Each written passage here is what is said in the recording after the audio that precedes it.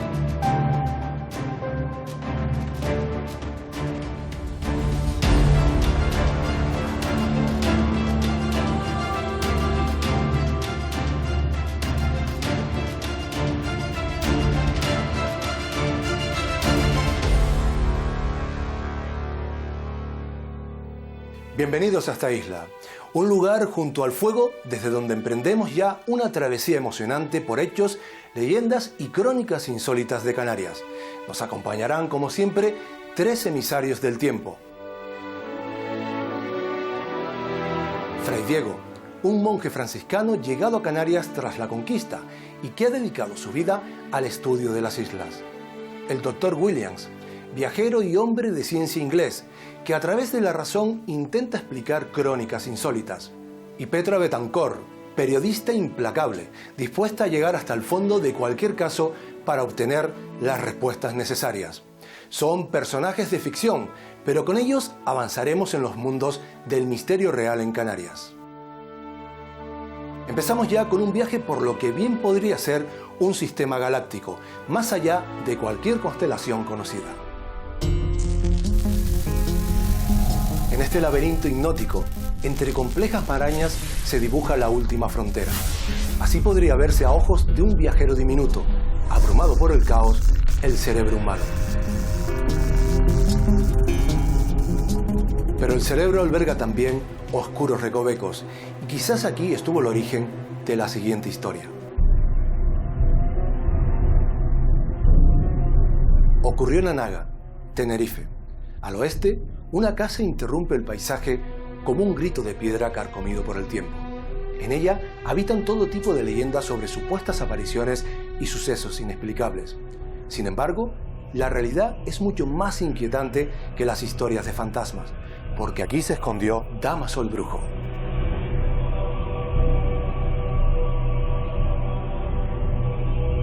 En 1991, un solo hombre puso en jaque a toda la Guardia Civil, obligada a un despliegue sin precedentes en Canarias que pretendió dar caza al asesino serial más mortífero de su historia. ¿Qué malévolo mecanismo psicológico se desencadenó en su mente? ¿Por qué alguien así disfrutaba de un permiso penitenciario? Petra Betancor nos narra la crónica de un suceso que jamás debió ocurrir.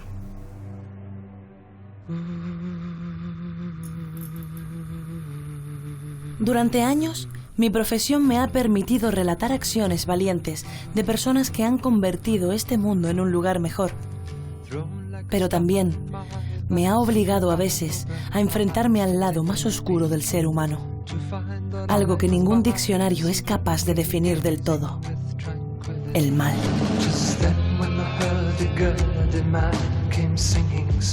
En su más pura esencia. Este caso, esta pesadilla, tuvo nombre propio: Dámaso el brujo.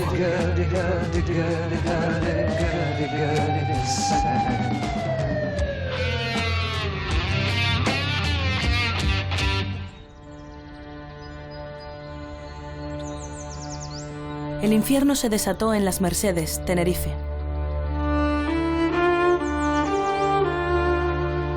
A su cobijo, un convicto fugado durante un polémico permiso penitenciario sembró por segunda vez un caos de sangre. Era Dámaso el Brujo, un asesino cruel y despiadado.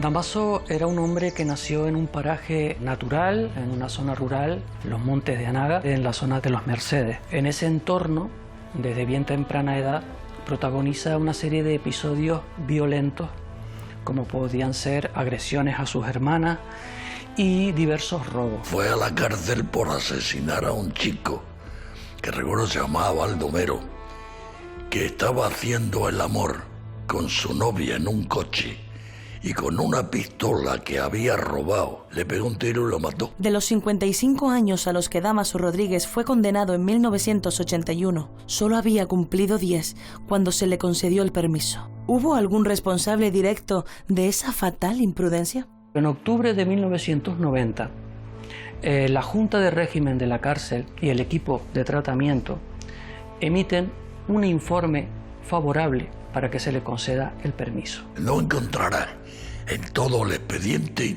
una posición mía favorable, porque no podía hacerlo.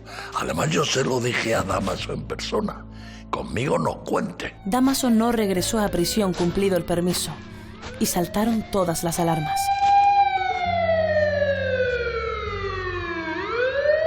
Sabía esconderse muy bien, ¿no? Con lo cual le podía haber salido a cualquier patrulla en cualquier sitio de la zona de Anaga. Conocido como Maso, el brujo precisamente por esa facilidad que tenía para internarse en el monte Anaga. Tenía varios agujeros en el monte, con esos bidones grandes de 25, de 50 litros, donde tenía comida, tenía pilas, tenía un transistor, con el cual podía seguir subsistiendo y escapando del cerco policial.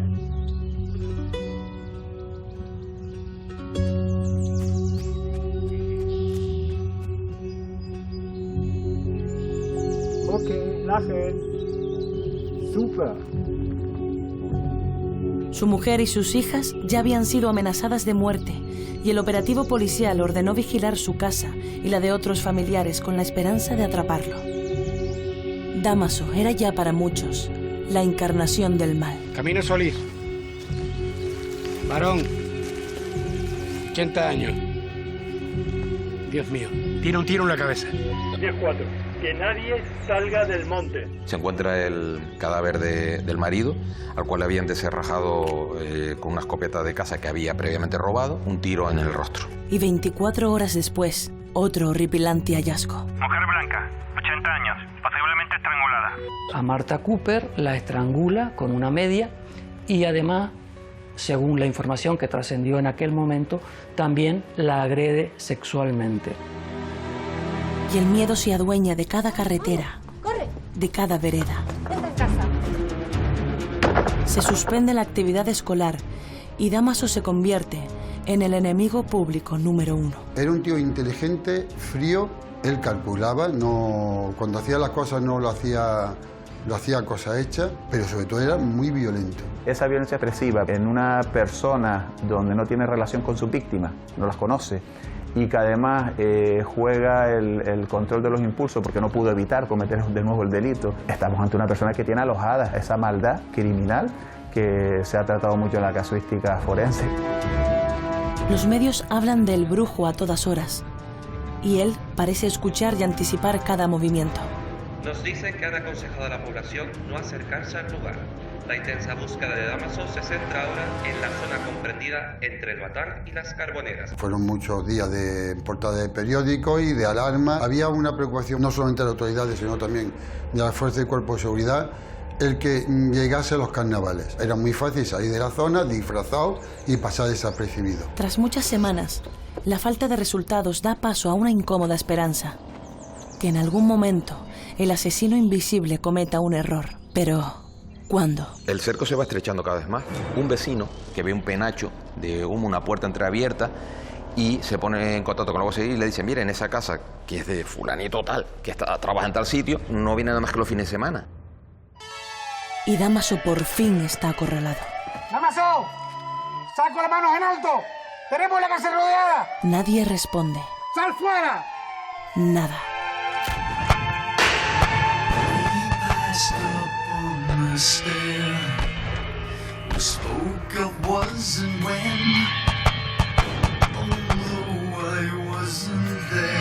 Y entonces... Los guardias civiles se percatan de un disparo de escopeta y a partir de ese momento el silencio es absoluto.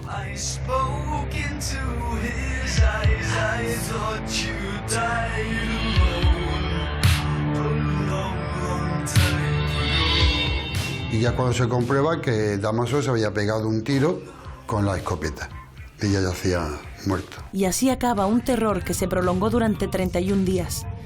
Me gustaría decir que todo volvió a la normalidad, pero estaría faltando a la verdad. Me consta que no se olvidará jamás un mal tan obsceno, ni el miedo a que sucesos así se repitan. ¿Dónde? ¿Cuándo? ¿Quién? La pregunta más inquietante sigue siendo, sin embargo, ¿por qué?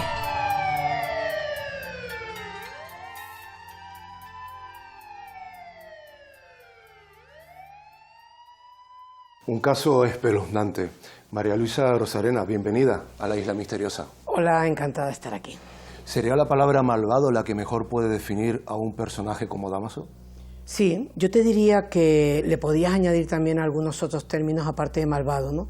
Le podías añadir un ser muy ruin, tremendamente peligroso.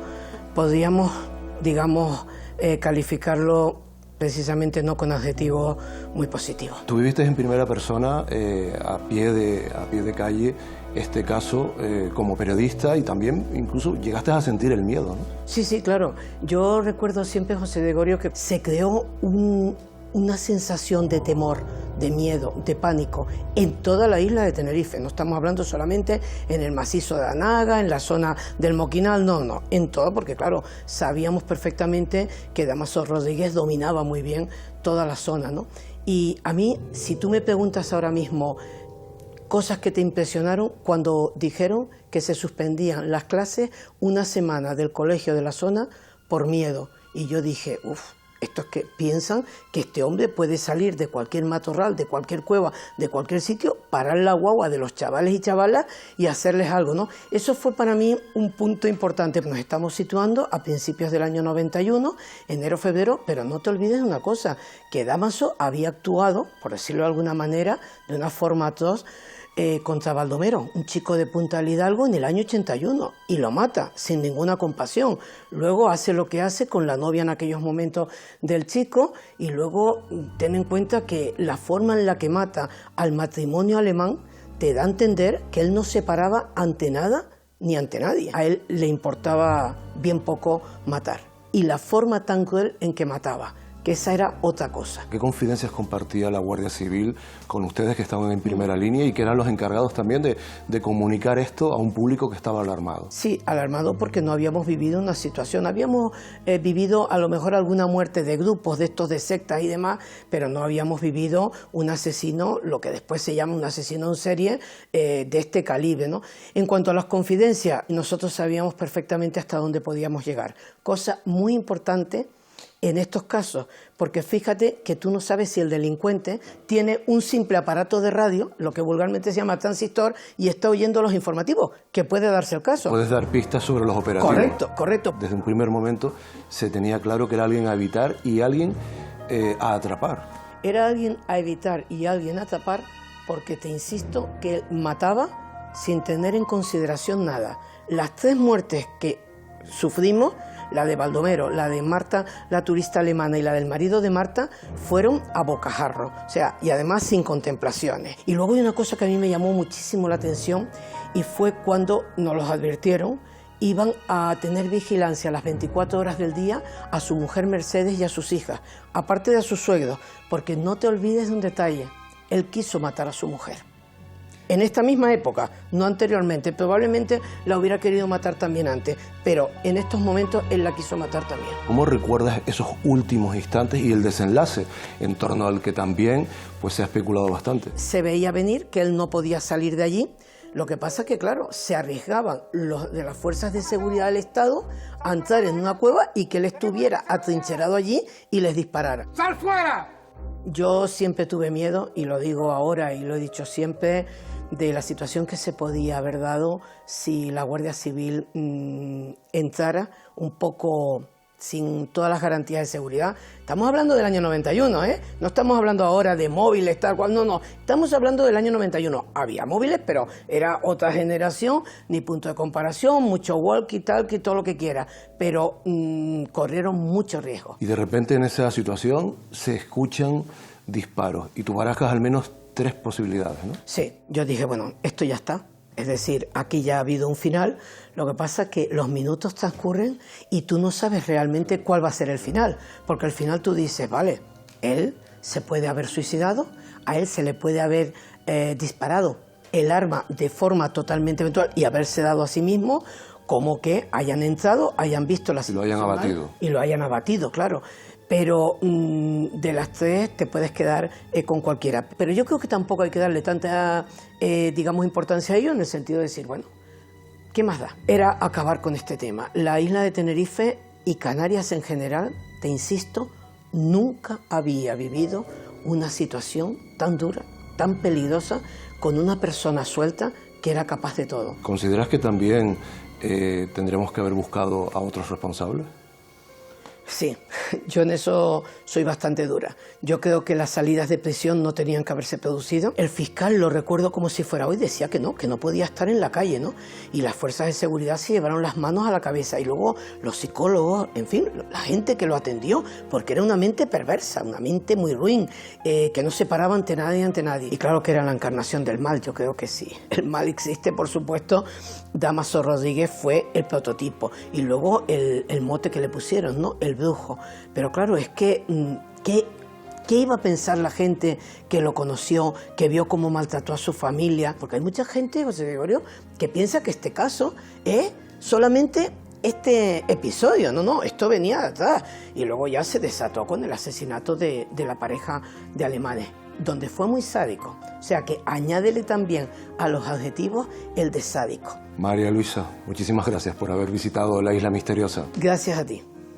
Nosotros proseguimos nuestra travesía, nos vamos en busca de otro importante misterio. De sobra es conocido que las mujeres de Satanás se alimentan chupando la sangre de los niños.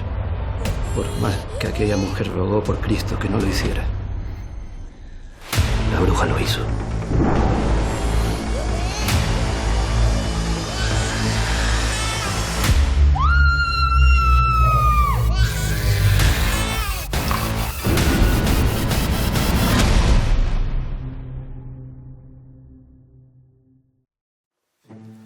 Una historia fascinante que les contaremos enseguida. Pero antes, hagamos una parada en este rincón de viejas crónicas. ¿Cuántas noches han mirado al cielo y han visto luces? En el siglo XXI es probable que se trate de un avión. Pero ¿y si pasara en el siglo XVIII? Abrimos los archivos de la isla.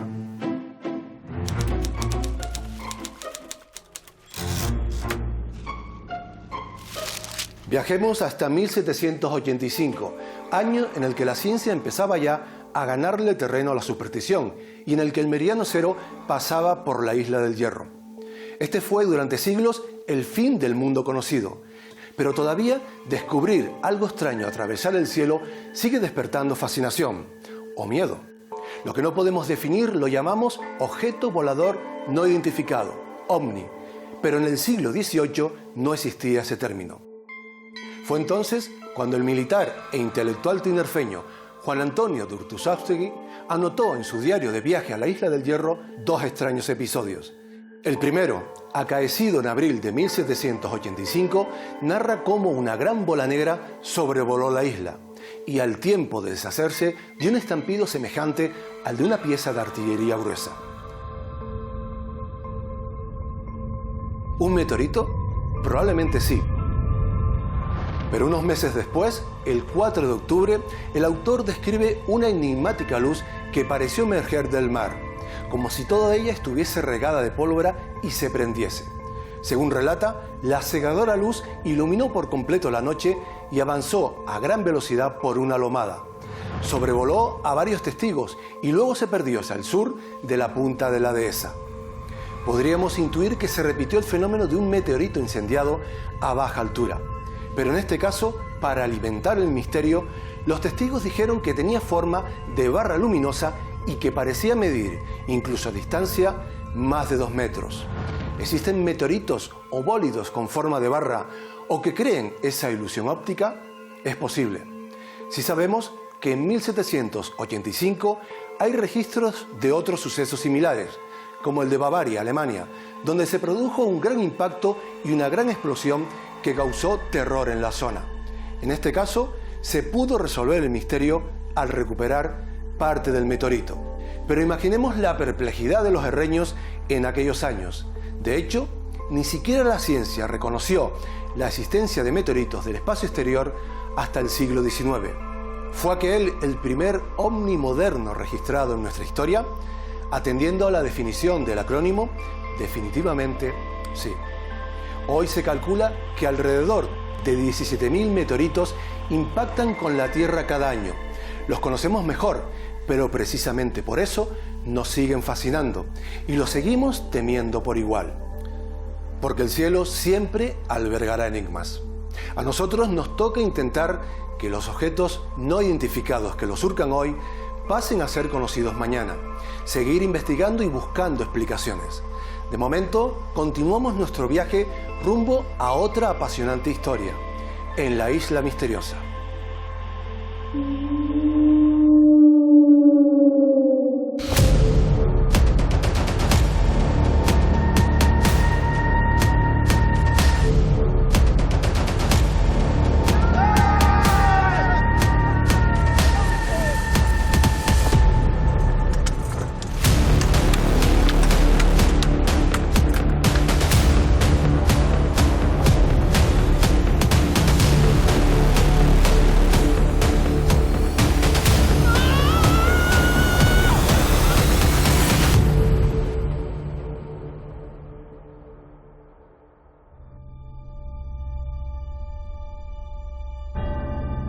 La historia de una mujer que terminó convirtiéndose en leyenda. Amelia Rodríguez, bienvenida a la Isla Misteriosa. Muchas gracias, bien hallada. ¿Por qué Guaya Fanta es un personaje tan importante en la historia de Canarias? Pues porque es un personaje excepcional. El que fuera una mujer guerrera traspasa los convencionalismos que tenemos en la actualidad y los del pasado.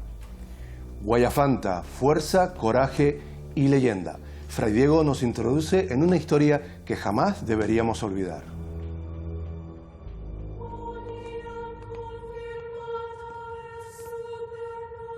Mucho han disertado los sabios acerca del coraje de aborígenes que se negaron a rendir su orgullo aún conociendo cuál sería su destino.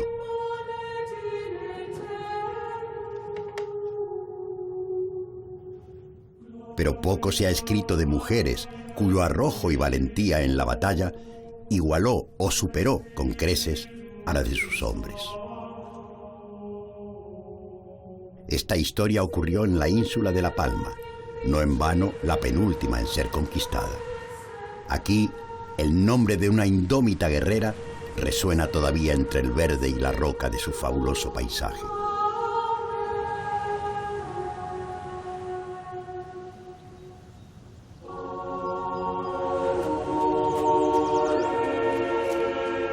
De los antiguos palmenses, bien se conoce la bravura de sus mujeres.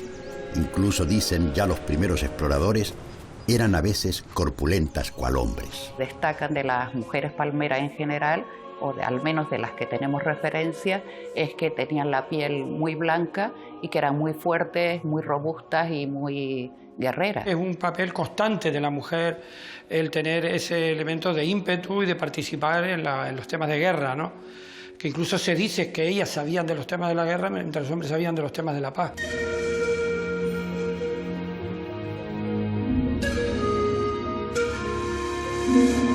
Así, la historia de Guayanfanta emerge entre la bruma del tiempo que tantas veces confunde a los estudiosos entre la realidad y el mito.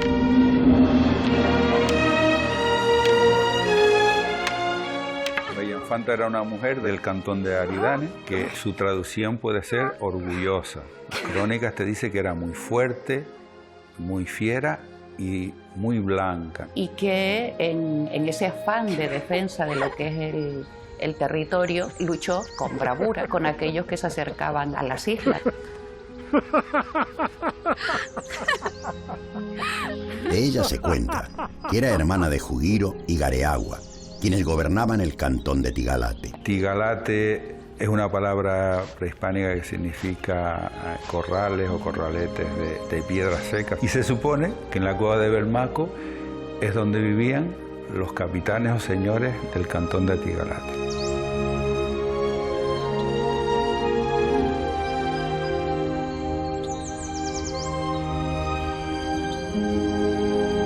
Siendo muy joven, el vigor y la audacia de Guayanfanta habíanse ganado el corazón de Chiore, con el que quiso unirse para siempre. Disfrutaban de una paz que se antojaba interminable, mas era frágil, cual rama seca.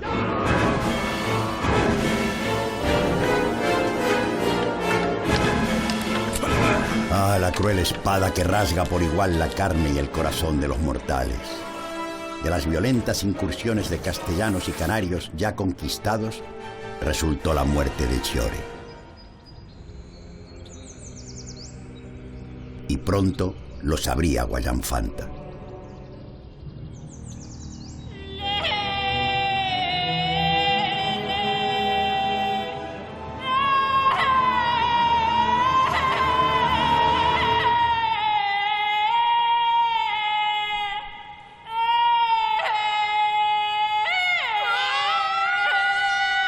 Y ella, que no tenía descendencia, pues juró que defendería el territorio, lo mismo que si fuera su marido.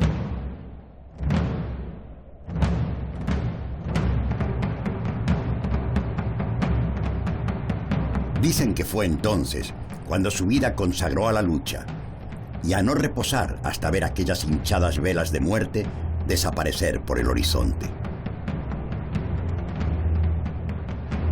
Y volvieron los asaltantes desde el Hierro al mando de Jacomar, conocido ya por su gran crueldad. En un determinado momento invaden Jacomar, un auténtico pirata, sanguinario. Invade para llevarse a mujeres, para llevarse esclavos. Mas no sería fácil esta incursión, porque en mala hora fueron a dar con quien había jurado destruirlos.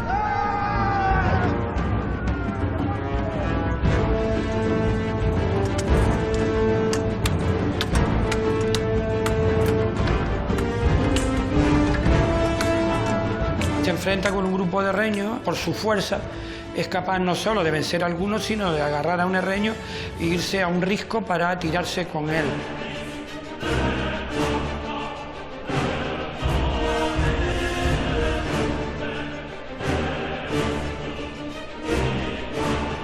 Como otras muchas leyendas, prefiere lanzarse al abismo, en este caso al mar, antes que ser apresada, antes que ser esclava.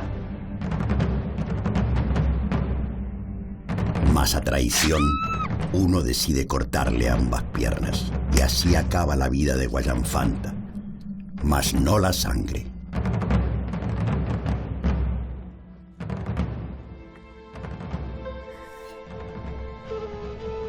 Aunque no hay prueba fehaciente, se dice que tiempo después volvió Jacomar a la ínsula ya sin ánimo de lucha.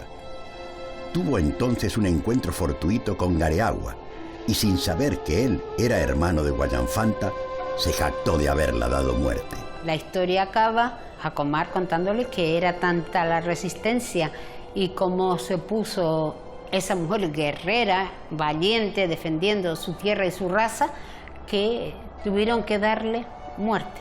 Pero lo que no sabía Jacomar, que con quien estaba hablando era con los hermanos de ella. Y desencadenó así su propio fin.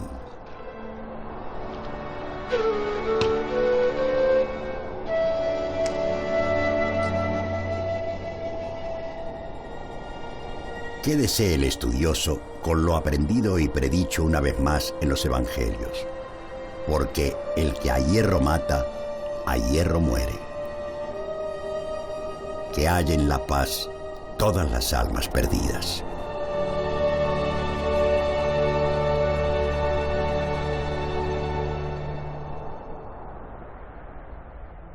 Una historia fabulosa. ¿Qué hay de cierto, Amelia, en la leyenda de las mujeres guerreras de la isla de La Palma? Pues yo creo que tiene que haber bastante de cierto, porque independientemente del relato más desarrollado que hizo Abreu Galindo, hay otros autores que inciden en ello.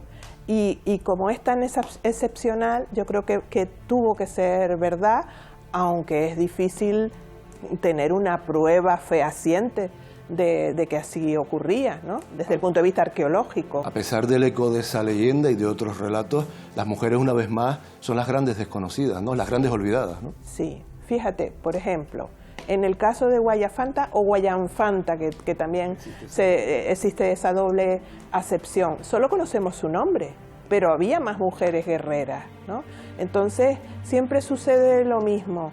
En las fuentes son muy escasas las veces en que se denomina a las mujeres por sus nombres. ¿Qué papel desempeñaban? ¿Estaban en primera línea de batalla? ¿Quizás trazaban estrategias? En este caso yo creo que sí.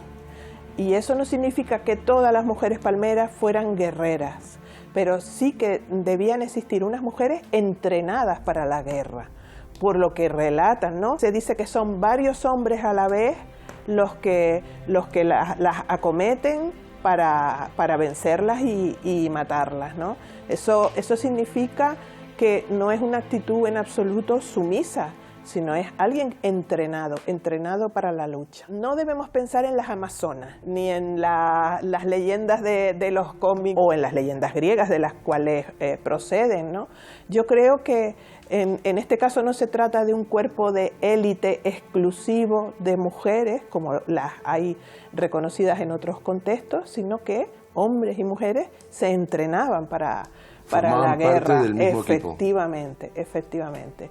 Y eso es lo curioso de La Palma, porque no está descrito en ninguna otra isla ese aspecto, ¿no? Ese aspecto de primera línea de lucha, ¿no?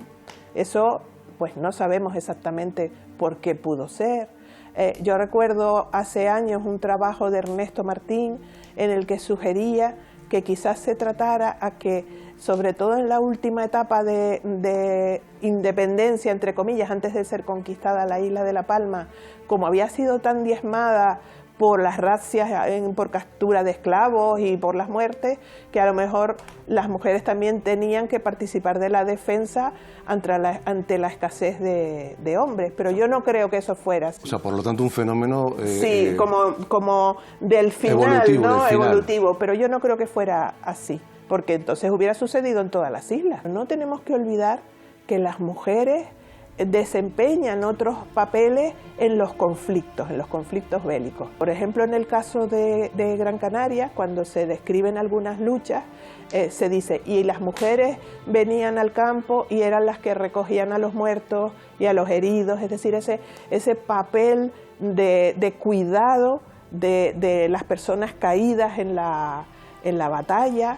También se podían ocupar de los suministros de material, y eso significaba estar en primera línea también, y sobre todo sufrir las consecuencias de la violencia que se genera en un conflicto, ¿no? Amelia, poniéndonos en la mentalidad de hace 500, 600 años de los conquistadores, el ver a estas mujeres en primera línea, con ese coraje, ¿pudo causarles extrañeza, desconcierto, incluso en este caso ser una desventaja a la hora de hacerles frente? Yo creo que sí. Y de hecho, en algunas ocasiones, eso derivó en menospreciar a los hombres palmeros por permitir que las mujeres lucharan y decir, estos palmeros son un poco pusilánimes porque dejan que las mujeres luchen por ellos. A Guayafanta se la describe como una mujer grande, gran envergadura, fuerte, sí, que habría que ver si de verdad era así o también es una idealización para decir, no, que contra esa mujer que era muy grande, ¿no? ¿Estamos todavía en deuda con la mujer en la cultura antigua de Canarias? Es decir, ¿tenemos que seguir investigando? ¿Hay territorios por explorar? Yo creo que sí. Desde hace pues un tiempo se está haciendo un esfuerzo grande por visibilizar a las mujeres en la historia y en la arqueología, ¿no? En los dos casos, porque es una manera también de reivindicar a las mujeres en el presente. Estamos en una historia de fuerza, de coraje que cristaliza en Guayafanta, pero que refleja la fuerza y el coraje de las mujeres palmeras y de todas las Canarias a lo largo de toda la historia, ¿no? Claro que sí, ese sería el mensaje final. Amelia Rodríguez, muchísimas gracias por haber visitado la Isla Misteriosa. Yo también les agradezco a ustedes esta oportunidad de hablar de lo que era una de mis heroínas de adolescencia. Sigan con nosotros en la Isla Misteriosa. A continuación, un nuevo y apasionante misterio. ¿Juráis vos que lo que vais a declarar aquí ante Dios es la verdad? Sí.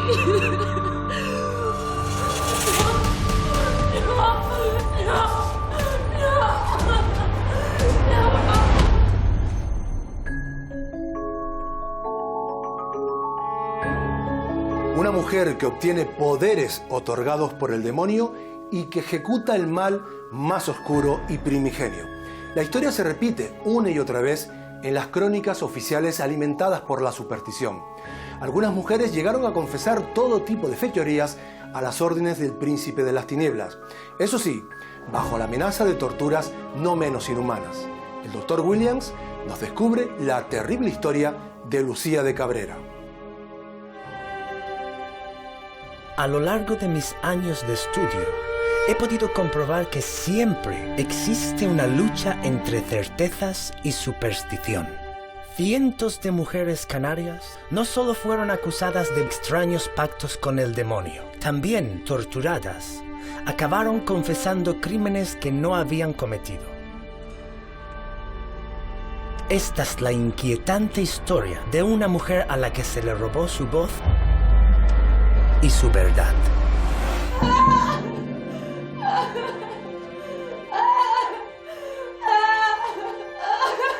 Ante el reverentísimo Señor, por la gracia de Dios y la Santa Iglesia de Roma, del Consejo de Su Majestad, Inquisidor Apostólico contra la herética pravedad y apostasía, y en esta presencia de mí, del secretario de oficio de la Inquisición. La Inquisición es una institución que se incorpora a Canarias pues prácticamente después de su conquista y colonización, ¿no? Y el objetivo de la Inquisición era regular o prohibir o aniquilar cualquier forma de pensamiento que fuera contraria al dogma oficial de la Iglesia Católica en ese momento. Estamos hablando de una época donde la población era minoritaria, la gente se conocía, cualquier movimiento que realizaba ya se hacía vox populi. La historia de Lucía de Cabrera se ajusta al esquema clásico de lo que se conoce como el proceso de brujería, ¿no? Fundamentalmente eran mujeres marginales que vivían al margen de la sociedad y mujeres que tuvieron en la práctica de la brujería o de la hechicería fundamentalmente una forma de ganarse la vida. Los hechos ocurrieron en el Lanzarote del siglo XVI. Y para que Lucía sufriera un calvario intolerable, solo hizo falta que un supuesto testigo contara una historia. ¿Juráis vos que lo que vais a declarar aquí ante Dios es la verdad? Sucedió tal y como lo cuento. Fui testigo de los oscuros poderes de esa mujer. Y juro por Dios que a la hora de medianoche, poco más o menos, la bruja, conchavada con el demonio, entró en la casa.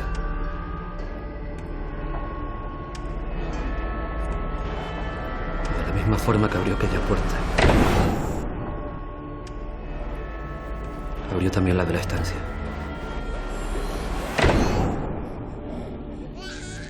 De sobra es conocido que las mujeres de Satanás se alimentan chupando la sangre de los niños. Por más que aquella mujer rogó por Cristo que no lo hiciera, la bruja lo hizo.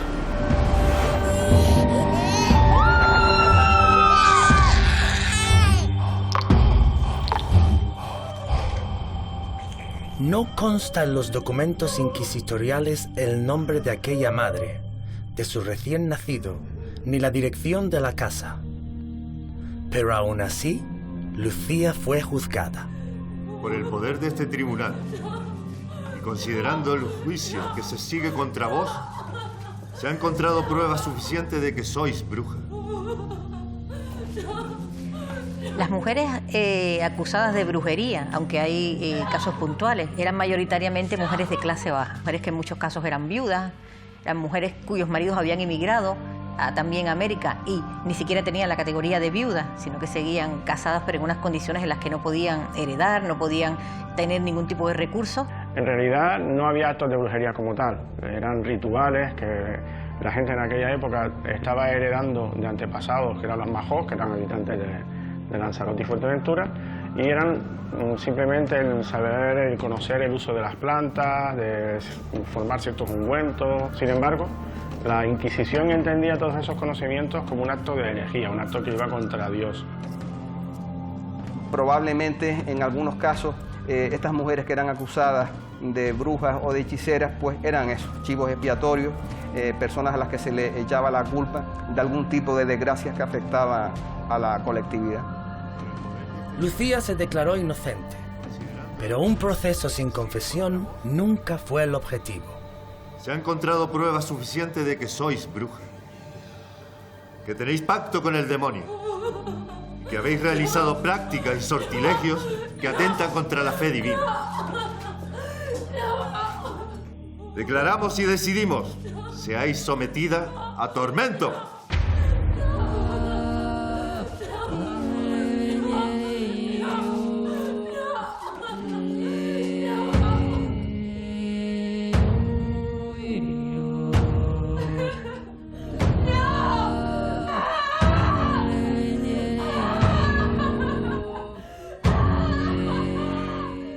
El potro consistía en atar con cuerdas al reo, al acusado, y darle vuelta, torcer esas cuerdas para que se clavaran en la piel de la persona.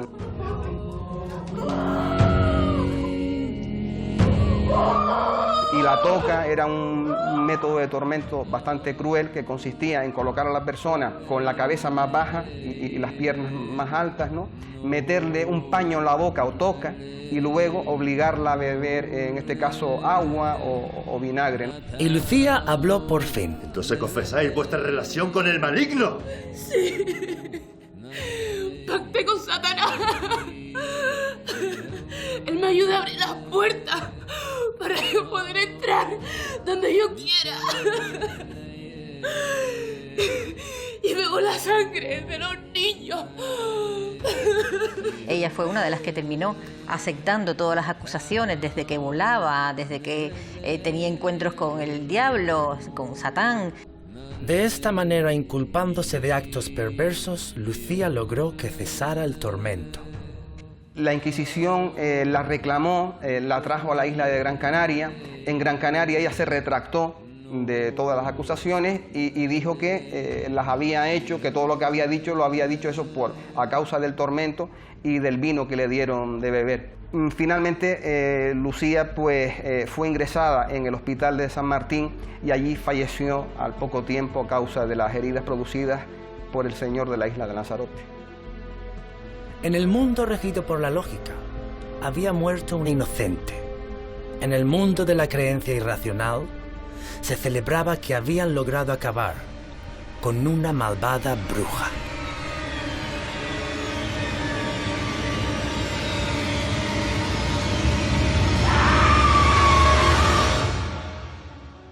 Una mujer acusada de ser bruja, la Santa Inquisición y las torturas más terribles que conducen a la muerte.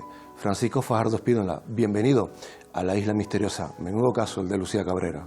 Muchas gracias, sí. Es un caso singular, un caso interesante dentro de los de la brujería en Canarias, porque en Canarias no hay muchos casos, procesos inquisitoriales de brujería, lo que yo llamo brujería pura. La hechicería pues es una técnica, un conjunto de saberes que buscan algo práctico, una utilidad práctica. Esa utilidad puede ser la curación, puede ser el éxito amatorio, puede ser la adivinación, Puede ser incluso el hacer mal, pero el hacer mal mediante los saberes o las técnicas del hechicero.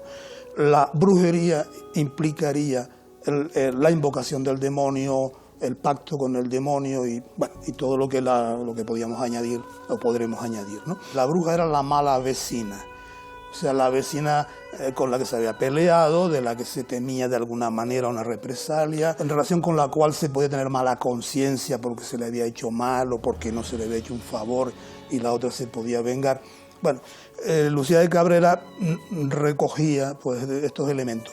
En su proceso ante la Inquisición hay una frase que dice: qué mal pago me han dado en Lanzarote que los he curado a todos.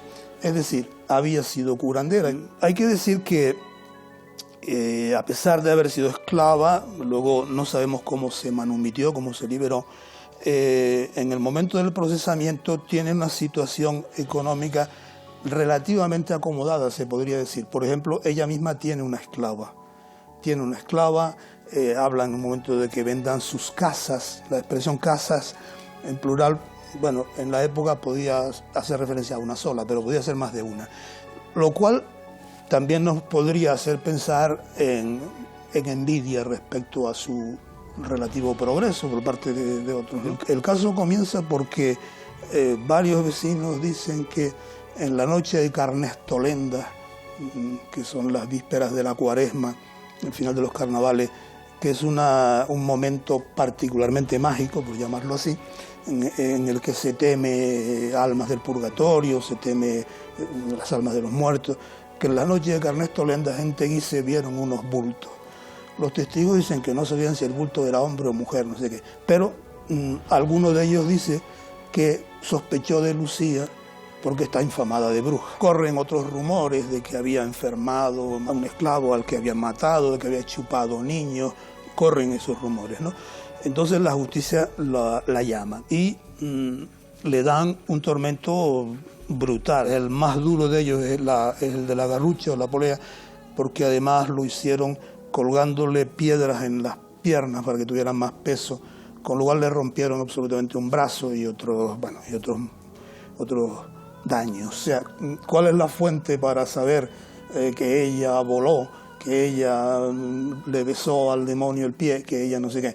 Ella misma, ¿no? O sea, su confesión bajo el tormento. Finalmente, esas torturas por parte de la justicia señorial son valoradas por la Inquisición como incluso excesivas y desencadenan la muerte, ¿no? Conllevan la muerte. La Inquisición reclama el caso, porque aunque es cierto en casos de hechicería, incluso de brujería, intervenía la justicia real, la justicia episcopal, la justicia señorial, la jurisdicción la tenía por encima de todos ellos la Inquisición, como caso de herejía, supuesto caso de herejía o apostasía.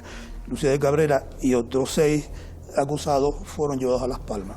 El documento inquisitorial reproduce el documento señorial, pero al margen alguien en el tribunal va poniendo que lo dijo por miedo, que lo dijo por el dolor, que lo dijo porque le daban vino, o sea, le daban vino a emborracharla en el curso del tormento. La situación en la cárcel inquisitorial es mala porque eran malas las cárceles inquisitoriales. Ella se queja de que está durmiendo en el suelo, que le den una estera, que está llena de piojos, que tiene frío, el médico la vuelve a ver, que en efecto, bueno, y la ponen en el hospital de San Martín, ya muy enferma, y murió en el hospital de San Martín, como consecuencia del tormento recibido en Lanzarote. Pero sí que es interesante que esas confesiones obtenidas bajo tormento se conviertan en uno de los principales argumentos para continuar con esos procesos contra brujas y hechiceras. El tormento, lo aplique quien lo aplique, es quien realmente introduce todos estos elementos del vuelo, del vampirismo, introduce las confesiones, claro, que son la prueba principal, porque de los aquelarres o de las reuniones de brujas no se puede obtener ningún tipo de prueba, ¿no? Nunca fueron sorprendidos en un grupo grande, nunca son denuncias o autodelaciones lo que servían como elemento de prueba, y sin duda el tormento era el modo de llegar a esas confesiones. Francisco Fajardo Espínola, muchísimas gracias, ha sido un privilegio tenerle aquí en la Isla Misteriosa. Pues muchas gracias.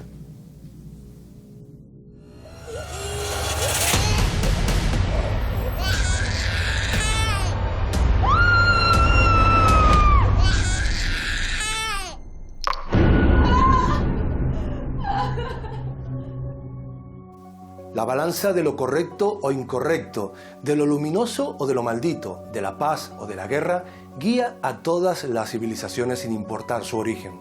Rendirnos podemos ante la espada malhechora, mas los valientes encontrarán siempre un escudo. Protejámonos de los enemigos que acechan la mente, con la sabiduría de nuestros padres y la ciencia de nuestros hijos. Hagámonos siempre preguntas, y aunque muchas veces nos aterroricen, enfrentemos cada pesadilla con decisión, conozcámoslas y no las olvidemos. Porque como sentenció Martin Luther King antes de ser asesinado en 1968, ignorar el mal es convertirse en su cómplice. Piensen en ello. Buenas noches. Les espero la semana que viene aquí, en la Isla Misteriosa.